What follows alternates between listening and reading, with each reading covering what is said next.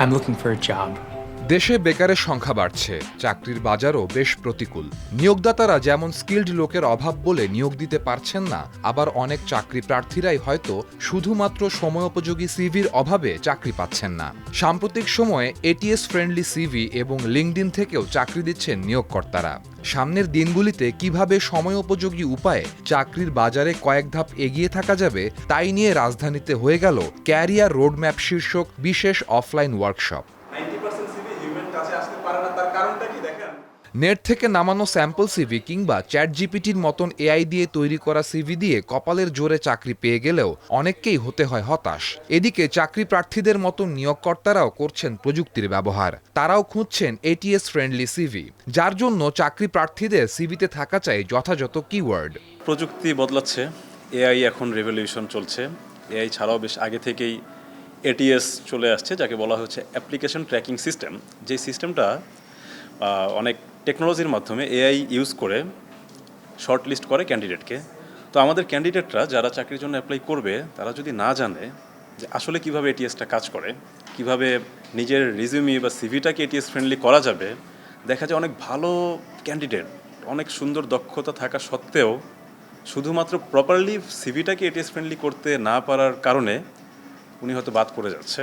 বাইরের দেশগুলিতে লিঙ্কডইন চাকরিদাতা ও চাকরি প্রার্থীদের বেশ পছন্দের জায়গা হলেও বাংলাদেশও ক্রমশ তেমনটাই হয়ে উঠছে। আয়োজনের প্রশিক্ষক একজন মানব সম্পদ প্রশিক্ষণ ও প্রতিষ্ঠান উন্নয়ন পেশাজীবী হওয়ায় অংশগ্রহণকারীদের জন্য নিয়োগদাতাদের কাঙ্ক্ষিত বিষয় চাকরি প্রার্থীদের জন্য বেশ সহজেই তুলে ধরেন।